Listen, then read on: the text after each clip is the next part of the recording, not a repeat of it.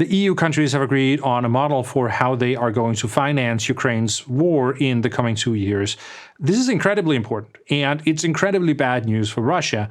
And not least, it provides a hint of how Europe will function as a strategic actor in the absence of American leadership. So let's talk about it. The EU countries have agreed on a model where they will provide a loan to Ukraine that is worth 90 billion euros to cover the war in 2026 and 2027. I think a lot of the media coverage of this has been somewhat off. I don't think there's been enough coverage. That's the first thing. Other stories, at least here in Denmark, have dominated the news. But also, I've seen a lot of rather sort of strange takes, honestly, where it's portrayed as if this is somehow a bad result or an embarrassment for Europe, when in fact, I think it's quite the opposite.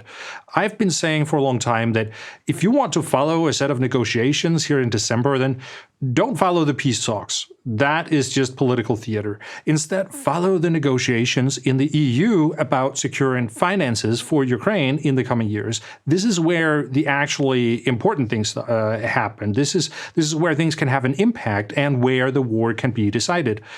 Since Donald Trump came into office and stopped providing aid to Ukraine, it's been up to the European countries to finance Ukraine's war and to ensure that the country maintains a robust war economy so that they can continue the fight against Russia.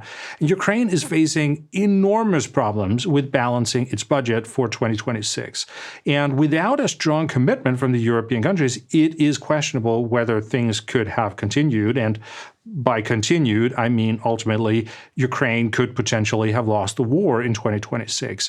They were at a point where without securing more external funding, it's questionable whether they would have enough money for salaries for the soldiers and to cover all kinds of fundamental and basic expenses. But now that the EU countries have agreed on how to support Ukraine in the coming 2 years, things look much better, much more stable for Ukraine, and they can start planning ahead. Many people in the press have been commenting that it is somehow a failure for Europe, or at least for some European countries, such as Germany, because the model did not actually mean that the frozen Russian assets in Europe are immediately given to Ukraine. But for Ukraine, it does not matter where this money comes from. This is an internal discussion that we can have in Western Europe about how we want to find the money for this, but now just a different model was found, and for Ukraine, that is just as good. Just the important thing is just that they get the money. And frankly, to me, it's a little difficult to see the difference between the model where we gave the Russian frozen assets and then what came here, because the way this is constructed is that the money is currently being given as a loan from the EU to Ukraine. But when this loan is eventually to be paid back, it will be paid back with the frozen Russian money. So it's not confiscated now. The Russian money is still there, but it is earmarked for paying back this loan for Ukraine in the future, which to me looks like we're going to end up more or less in the same place. A question I have been asked quite a bit today by journalists is what extra things is Ukraine going to be able to buy with these 90 billion euros, and how is this going to change the war? I think that's the wrong perspective, because fundamentally what this funding will do is that it will allow Ukraine to continue the war as they have been doing for the last 4 years, so that now they can also fight in year 5 and year 6. So what was at stake was essentially that Ukraine was facing a catastrophe if this funding had not come. But now that it's there, then the war effort can continue and the catastrophe will not happen. So we're not going to see some dramatic increase in Ukraine's fighting power as a result of this 90 billion euro package. What we're going to see is that there won't be a decline. But that's also incredibly important, because this is a war of attrition. And in a war of attrition, the side that wins is the one that can continue fighting the longest. So it's essentially a war on war economies, and it's the economy that will decide who wins in the end. The Russian economy right now is under a lot of pressure, but until the EU made this decision, there was a lot of optimism actually in Russia that even though their economy is struggling, then they would be able to last longer than Ukraine. And Ukraine was facing disaster in 2026, and the Russian war economy, as bad as it is, can probably make it until that. So now, with this financing that the Europeans came up with, suddenly the Russians are facing a totally different situation where they won't be able, they won't just have to last maybe 6 months more, but they will have to last several years more because Ukraine's war economy has been secured. And from Moscow's point of view, this totally changes the strategic calculus. It's quite frankly a disaster because it raises serious questions about whether the demands that Russia is making are realistic and make sense, or if they will have to lower their expectations of what they can get out of a peace settlement. And does this mean that they will have to engage in negotiations with a different mindset where they will be more willing to make compromises? Like, these are the questions this would raise in Moscow. And I would probably not expect a rapid change in the Russian approach to negotiations because Putin still thinks he's going to win this war regardless. He sees that as kind of inevitable.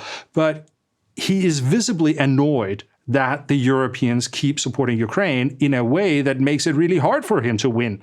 And this means that things will take much longer than they ought to, and he will have to spend many more resources than he believes should have been necessary.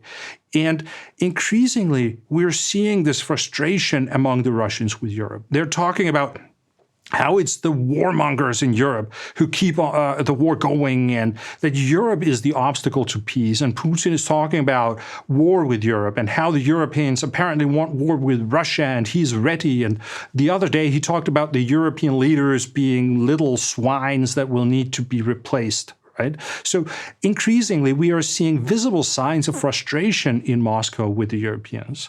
And that leads me to something that I think is perhaps the bigger takeaway from all this, and that is a discussion of what European leadership in the world actually looks like.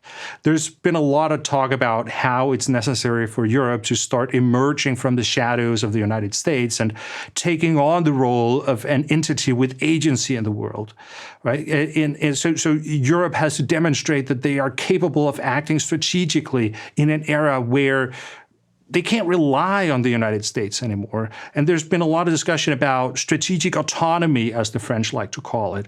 For a long time, there's been a lot of criticism of the European leaders for not taking responsibility and showing leadership and demonstrating that Europe is powerful, that the Europeans, they will be talking a lot, but they will do little. And in the end, they will always just follow in the footsteps of the United States because that's what they've always done.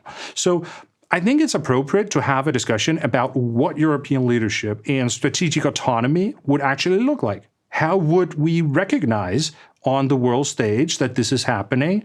And there is perhaps a tendency to overestimate how spectacular this would be and to underestimate the extent to which strategic autonomy will in practice just play out as growing frustration in other countries about how the Europeans are an annoying obstacle to things that they want to do, but that are not necessarily in Europe's interest, right?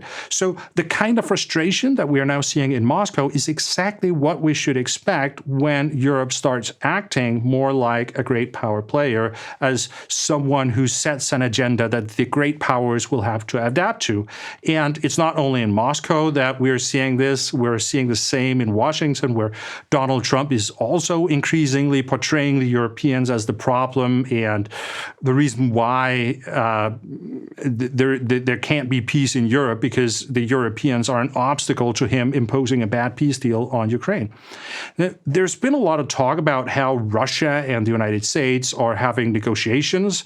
So we're seeing these great power negotiations about European security, but without the Europeans actually being present at the table. And there's been a lot of discussion about how the Europeans could do something to ensure that they will get a seat at that table when the decisions are being made. But that is exactly what Europe is doing now. With this move to ensure funding for Ukraine for the next 2 or 3 years, it's really difficult not to give Europe a seat at the table because it's the Europeans that make the decisions that actually matter. And this is something that neither the Americans nor the Russians want, but Europe is taking concrete steps that others will just have to adapt to and to accept. Europe is behaving like a great power with this move. And I think that has been underestimated in the media coverage that we've seen so far about the deal that was made in Brussels. So does this mean that everything is now great in European politics and that we will never more see infighting and European countries being incapable of making decisions and things like that? Of course not. But I think it's important to recognize when Europe is actually beginning to do some of these things that we have been talking about so much, and that what we're actually seeing is what we would expect to see in terms of frustration in the other great powers when Europe starts to do things that will restrain their ability to do what they want. Europe acting like a great power would never play out in the way that Donald Trump or Vladimir Putin would stand up and acknowledge that by saying, wow, Europe, that's really impressive. What a great power move, right? That's not what it would look like. Rather, what they would do is that they would express that whatever the Europeans are doing is incredibly annoying and super frustrating, and they would be calling the European leaders all kinds of bad names. That is what Europe acting as a great power would look like, and that's exactly what we're seeing. Okay, I will end it here. If you found the video helpful or informative, then please give it a like, and also remember to subscribe to the channel and click the bell icon to get notifications when I upload new videos. If you want to support the channel and get access to bonus videos, then you can subscribe to my newsletter on www.logicawar.com. Thank you very much for watching, and I will see you again next time.